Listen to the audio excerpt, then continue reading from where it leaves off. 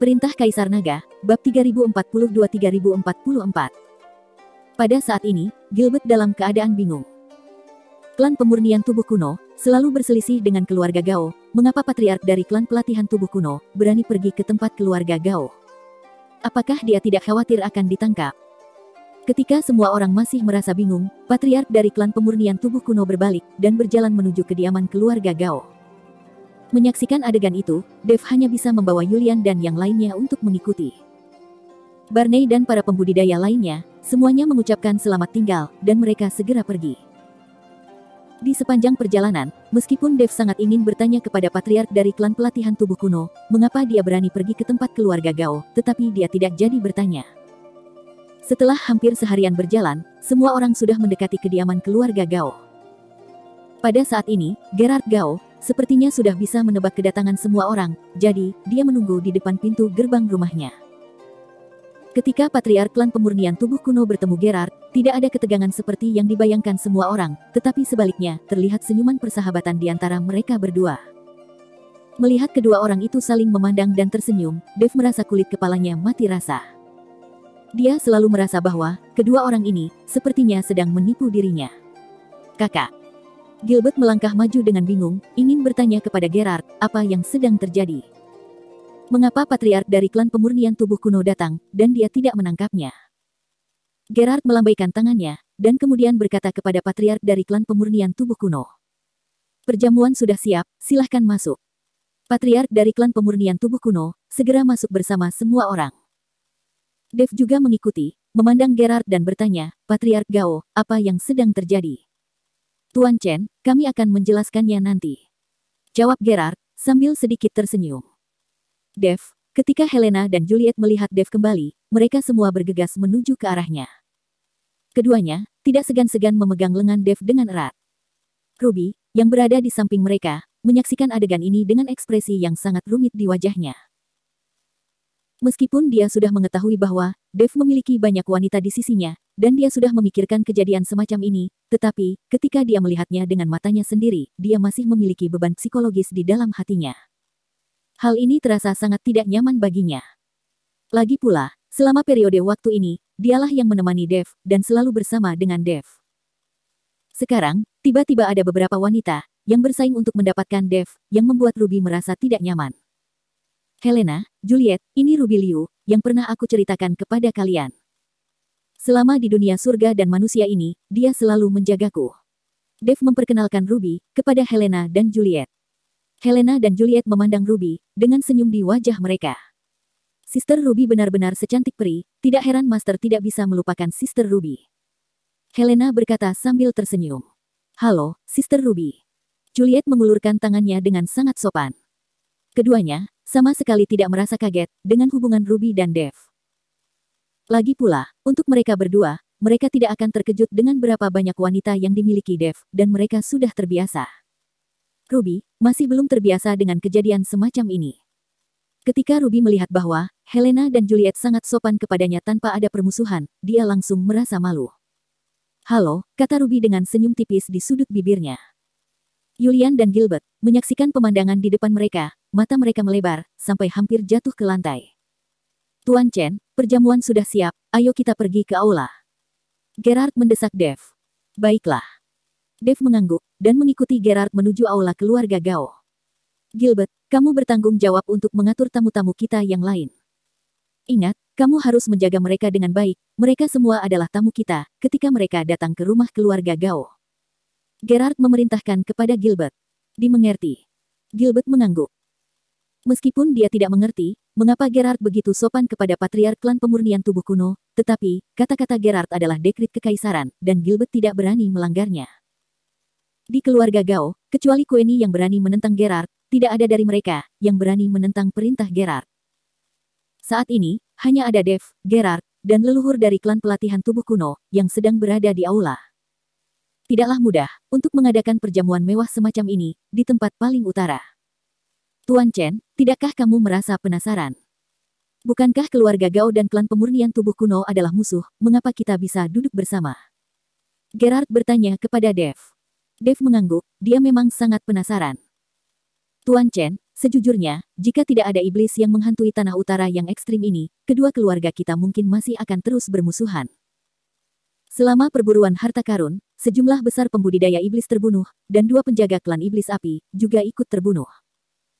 Sekarang, pembudidaya iblis itu jelas telah menelan banyak kerugian, dan mereka tidak akan berani merajalela lagi. Semua ini bisa terwujud karena bantuan Tuan Chen, jadi kami harus berterima kasih kepadamu. Gerard mengangkat gelasnya dengan sangat sopan.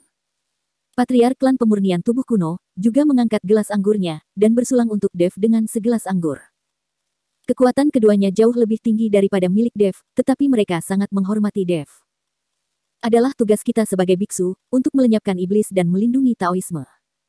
Patriark Gao berkata dengan serius.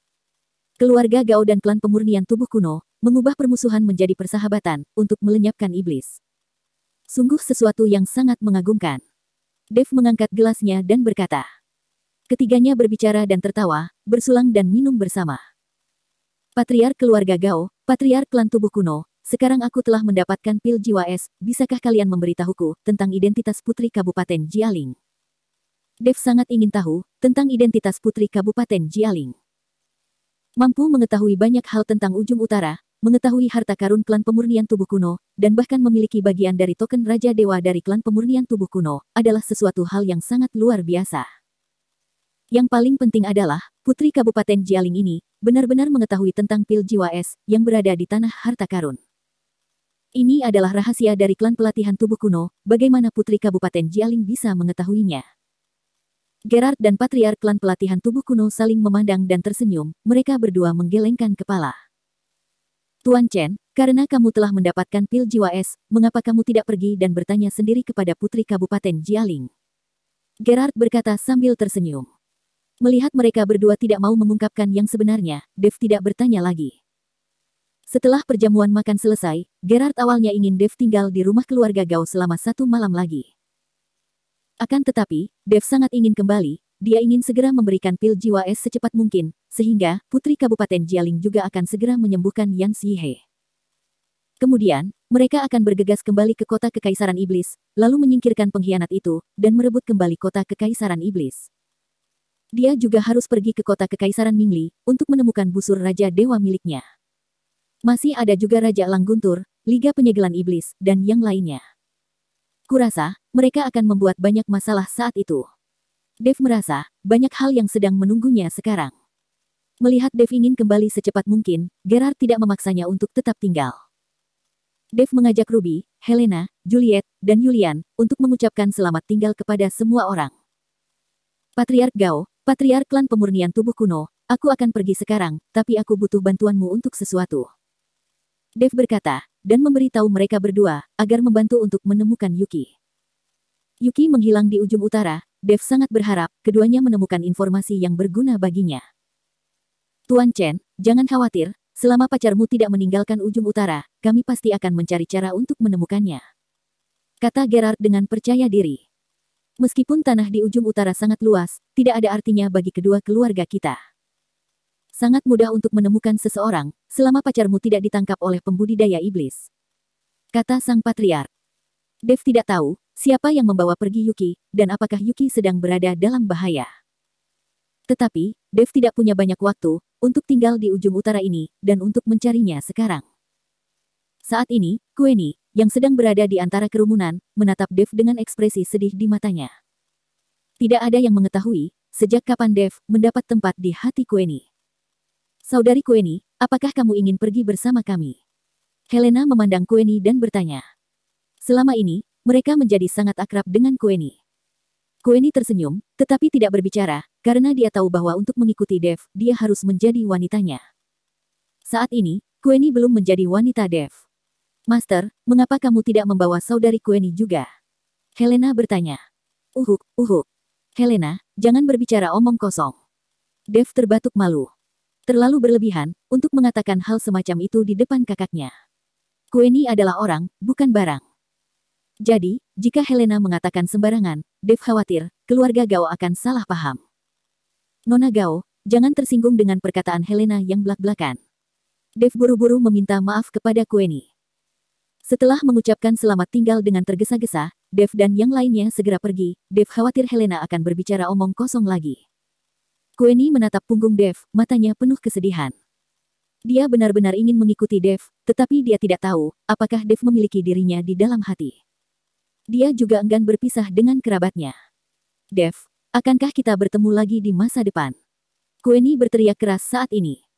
Dev menghentikan langkahnya, menoleh untuk melihat Queenie dan berkata, "Ya, kita akan bertemu di masa depan.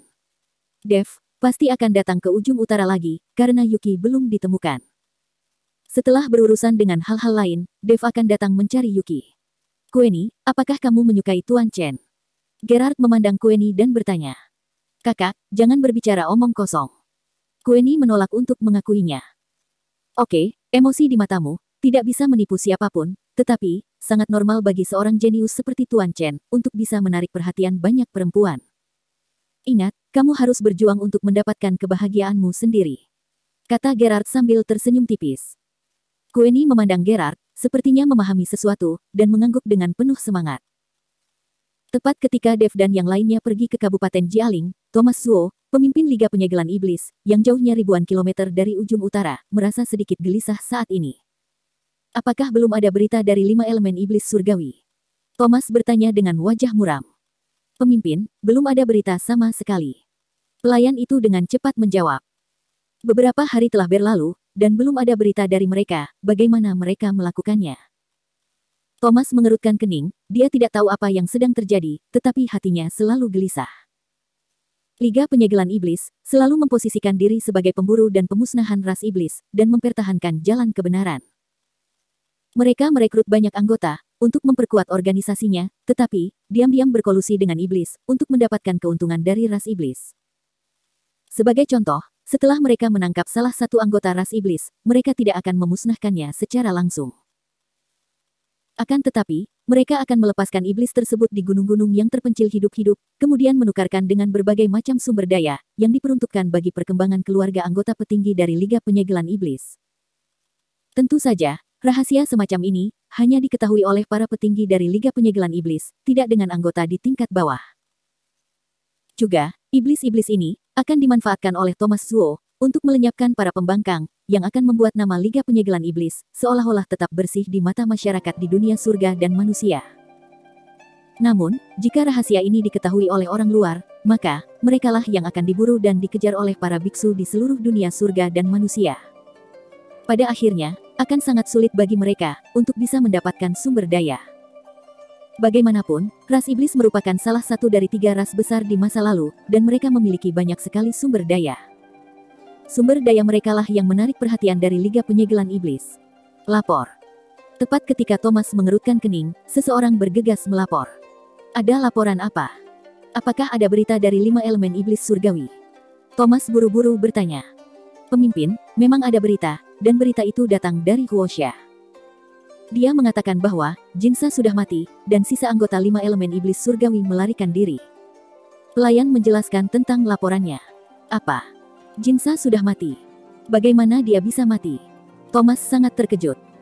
Jinsa adalah seorang kultivator di puncak alam komposit, dan akan segera menerobos ke alam kesengsaraan transendensi. Bagaimana dia bisa dibunuh dengan begitu mudah? Selain itu, 5 orang dikirim bersama, jadi kenapa hanya Jinsa yang dibunuh? Thomas tidak mengerti bagaimana ini bisa terjadi. "Pemimpin, karena waktu untuk slip giok transmisi suara terbatas, jadi Huoxia tidak menjelaskannya secara detail." Pelayan itu tidak tahu cerita di dalamnya, dia tidak bisa menjelaskannya kepada Thomas. "Beritahu anggota 5 elemen iblis surgawi yang tersisa, dan suruh mereka segera kembali.